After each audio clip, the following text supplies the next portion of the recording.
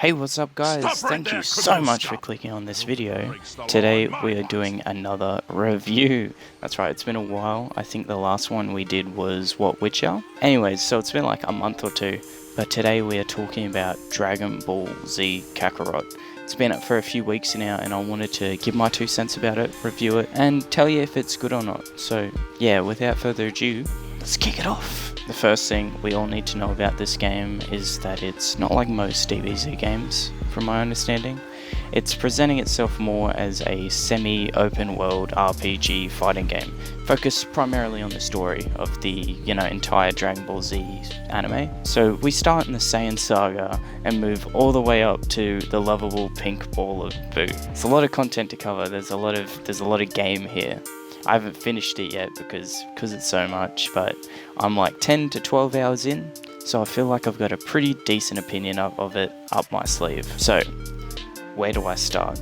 Let's start with how well the game executes the general feeling of Dragon Ball Z. It does a pretty good job of it. It does a good job of showing the sheer power of most of the characters, and it paces it in a way that doesn't leave you bored of doing the same thing over and over again. It's a game, so we're not going to spend 8 hours of game time or 8 episodes charging up a move. The fight scenes aren't as detailed as the anime, but that's because you're the one that's playing. So if you're just amazing at video games, you'll probably smash Frieza no issue, whereas in the anime they kinda struggled, didn't they? Overall, the gameplay and that execution of power is performed really well in my eyes.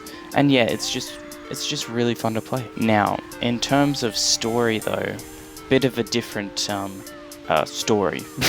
Since this is a game, it obviously doesn't really have the time to go through every bit of filler the anime had. It doesn't have the time to develop its plot significantly, and the same goes for its characters. As the story progresses, you pretty much just jump from one thing to another without anything really building up to it. This leaves, the storyline and the plot and the characters even feeling a bit lacking.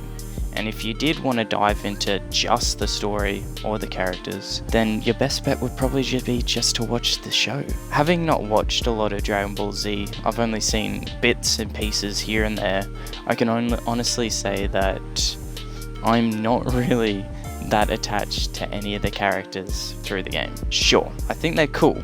Piccolo, he's my boy, but the game doesn't really give me the tools to be attached to them. For you to really care about a character, you really need the filler, you need the slice of life stuff, and the game really doesn't have that too much.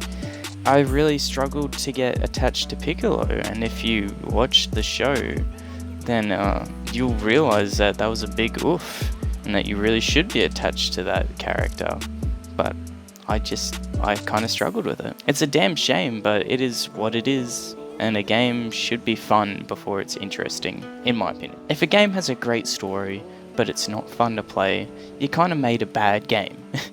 Whereas if a game is fun to play, but it has a shit story, you can at least skip the story and just play. You can just play the game, have fun.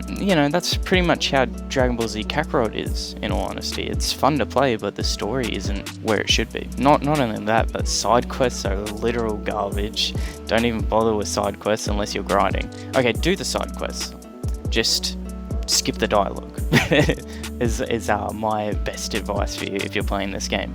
Because they only really serve the purpose of leveling and grinding. So, all in all, anything story related in this game is executed just really poorly. And yeah, kind of sucks. Overall, the art style's great, the voice acting's great, the graphics are very pretty.